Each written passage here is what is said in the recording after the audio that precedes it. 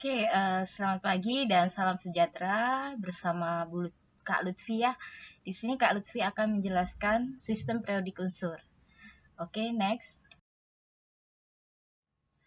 Di sini dijelaskan bahwa ada sejarah periodik unsur ya dari para ilmuwan. Pertama adalah Anthony Lavoisier. Beliau lahir pada tanggal 26 Agustus tahun 1743. Dia membagi unsur itu menjadi 4 kelompok, yaitu gas, tanah, logam, dan non-logam. Dan meninggal tahun 94 pada tanggal 8 Mei. Pada waktu itu beliau terkena fitnah dan akhirnya dihukum mati. Lavoisier ini kuliahnya tidak di chemistry, tapi kuliahnya di hukum karena ayahnya seorang pakar hukum, namun karena dia mempelajari kimia secara otodidak dan membuka lab sendiri di rumahnya. Next. J.W. de Berenger. Lahir pada tanggal 13 Desember tahun 80 dan meninggal pada tanggal 4 Maret tahun 1849. Unsur-unsur disusun berdasarkan yaitu menurut beliau kemiripan sifat. Setiap kelompok terdiri dari 3 unsur. Atom relatif unsur yang di tengah merupakan rata-rata kedua unsur yang mengapitnya. Sistem periodiknya disebut triad, yaitu ada litium, natrium, dan ada kalsium, sulfur, ada magnesium. Golongan 1A, 3A, dan sebagainya ini ya, golongan-golongan ini.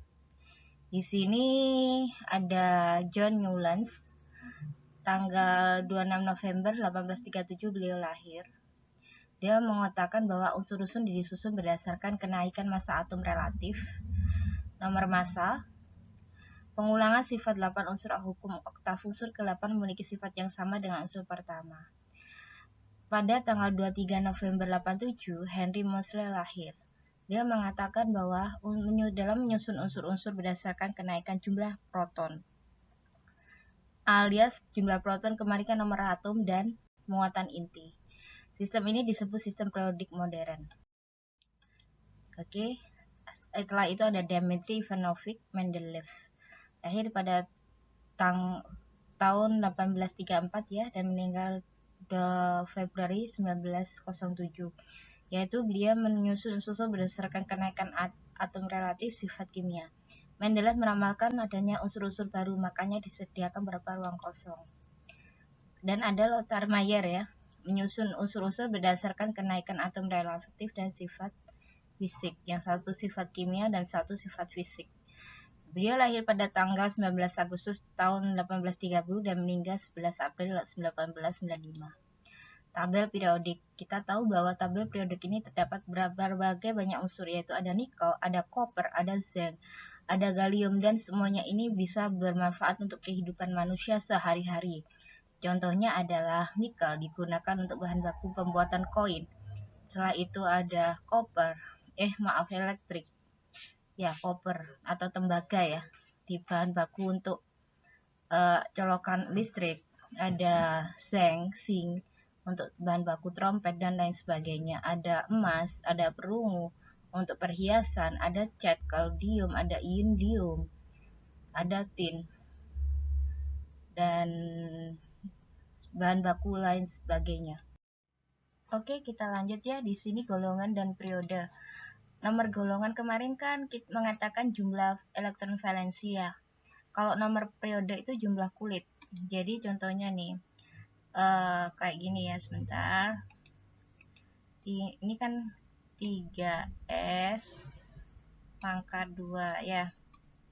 Ini golongan 2A, periode ketiga. Ini kulitnya, ini subkulit. Oke, ini jumlahnya, ini periodenya, ini elektron valensi atau subkulitnya. Kalau dari atas ke bawah periode ya, dari secara vertikal tegak lurus. Kalau dari kiri ke kanan itu secara horizontal itu namanya golongan. Kemarin kan kita sudah belajar bahwa jari-jari kalau dari periode ya, dari atas ke bawah itu semakin besar, tapi kalau dari kiri ke kanan semakin kecil. Jadi, dan di sini adalah alkali. Jadi ini unsur-unsur gas ini logamnya berat. Oke, next. Ini kemarin kita sudah belajar tentang jari kulit ya. Jadi kemarin kan rumusnya dalam mencari KLMN ya. Di sini ada K, L, M, dan N. Jadi N-nya sama dengan 1 ya. Berarti 2N kuadrat ya. 2. Kalau N-nya 2 berarti 2 kali 2 kuadrat 8 L. Kalau 3 berarti 18. Ini 32 ya. Tinggal dimasukkan N sama dengan 1, N sama dengan 2 dimasukkan ke N kuadrat ini. Contoh konfigurasi elektron 6C adalah di sini kita pakai ini. Berarti pakai apa? 2,4 ya. Berarti ini, ayo gimana? C. Berarti ini adalah golongan 4A periode 2. Ini golongan 4 periode kedua. Kalau nggak percaya kita cari C, karbon. Oh ini ada. Ini kan 1, 2, 3, 4. Nah, 4 ya, periode kedua. Oke, periode kedua ini dihitung 1, 2. Ini 2, ini fosfor ya, 8, 10, 5. Berarti ini golongan 5, periode ketiga. Periode ketiga. Benar nggak fosfor golongan 5? Coba kita cari golongan 5 periode ketiga. Benar ya? Oke. Sifat-sifat unsur. Unsur golongan 1A. Unsur-unsur golongan 1A merupakan unsur logam lunak dan ringan kecuali hidrogen. Jadi unsur golongan 1A ini bersifat disebut alkali dan berbentuk gas. Biasanya kan kita tahu hidrogen ya, ada gas hidrogen. Sekarang energi gas hidrogen. Dan itu sangat cepat. Biasanya digunakan untuk kecepatan seperti kereta cepat dan sebagainya. Bahan bakar sangat reaktif karena mudah melepaskan satu elektron valensi. Rasanya dengan AR atau merata membentuk basa yang mudah larut dalam air sehingga disebut alkali. Kalau golongan 2A, ini kalau 1A biasa bersifat logam. Unsur golongan 2A merupakan unsur logam yang lebih keras, tetapi kurang reaktif dibanding unsur golongan 1A. Seperiode kecuali barium, semuanya bereaksi dengan air membentuk basa yang sukar larut dalam air sehingga disebut alkali tanah. Biasanya itu golongan logam ini mudah terbakar oleh api ya. Golongan 7A, unsur golongan 7A ini biasanya untuk bahan garam ya. Merupakan unsur non-logam yang sangat reaktif karena mempunyai 7 elektron valensi sehingga sudah mudah menarik elektron bereaksi dengan logam membentuk gas. Oke, contoh soal. Oke, nanti ya. Golongan 8A ini biasanya gas mulia ya. Unsuran golongan 8A merupakan unsur-unsur elektron valensi telah penuh 8 elektron kecuali helium 2 elektron. Sehingga unsur-unsurnya sukar melepaskan atau menerima elektron akibat sukar bereaksi disebut dengan gas mulia. Unsur-unsur gas mulia merupakan golongan tadi ya sudah ya 8A. Itu ada. Pernyataan berikutnya bukan merupakan sifat unsur dengan nomor atom 19 adalah, kita lihat dulu 19, 2, 8, 10, 8, 1. Berarti dia golongan 1A, biasa 1 ya. Periode keempat. Ini biasanya kalau golongan 1A atau B itu susah. Biasanya saya suka pakai gini, konfigurasi elektron ya. 2P pangkat 6, 3S pangkat 2. Terus ini berapa ini? 1S, 2P, 4S pangkat 2, 1, 10, 1S pangkat 2, 2P pangkat 6, 3S pangkat 2, 3P pangkat 6 ya. 1, 4, 10, 18, berarti 4S pangkat 1. Berarti ini adalah golongan 1A periode keempat. Berarti termasuk golongan logam tadi. Sifat keperiodakan unsur. Kemarin tadi kan sudah Katakan bahwa jari atom itu adalah jarak inti dari kulit terluar.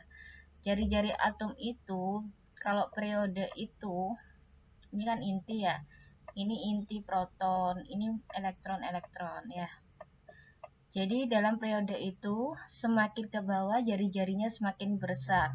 Kalau golongan dari kiri nomor 1A ke 8A itu semakin kecil jari-jari atomnya. Energi ionisasi adalah energi yang diperlukan untuk melepas elektron pada kulit terluar. Afinitas elektron adalah energi yang dilepaskan ketika menerima elektron. Keelektronegatifan adalah kemampuan atom untuk menarik elektron dari atom lain. Terus logam, non-logam adalah kecenderungan atom melepas atau menerima elektron. Kereaktifan adalah kecenderungan atom membentuk ikatan kereaktifan ditentukan oleh sifat-sifat logamnya. Titik leleh dan titik didih. Titik leleh dan titik didih unsur logam ditentukan oleh ikatan logamnya. Ke atas semakin besar, sedangkan unsur non-logam ditentukan oleh gaya van der Waals. Ke bawah. Oke, di sini kita lihat ya latihan soalnya. Unsur dengan nomor atom 27 dalam sistem periodik terdapat. Oke, kita pakai konfigurasi elektron. Berarti kemarin 1S pangkat 2, 2S pangkat 2, 2P pangkat 6, 3S pangkat 2, 3P pangkat 6, ya, 18, ya kan? Terus 4S pangkat 2, 3D, 4, 10, 18, 20, ini pangkat 7 ya, karena ini S tambah D adalah golongan B, berarti ini 2, ini kan harus melepas 1 elektron, dilepas ke D agar stabil. Ini 8, berarti golongan 8B. Ada nggak golongan 8B? Oh ada. Oke. Ini unsur yang termasuk 4A. Kita pakai kulit aja ya biar cepat. 8. Habis 8. Kemarin berapa? 18 ya. 2N kuadrat. Keliru saya. 2N kuadrat 8 E2, 8 KL ini 18 ya, 39 kali 2 18 10 28 28 berarti 4. Jadi jawabannya adalah A. Maaf tadi keliru. Ini kulit K, kulit L, kulit M, kulit N. Berarti ada 4 kulit dalam inti proton itu. Oke, unsur halogen merupakan golongan tadi sudah kita tulis ya 7A. Kita baca teorinya 7A. Apa aja? Fluor, klor, film Carlos Bronson, idaman atik. Klor ya. Oke. Arsenid, iodin. Terima kasih banyak. Semoga sukses dan semoga apa yang saya ajarkan bermanfaat untuk adik-adik semua. Terima kasih. Selamat pagi.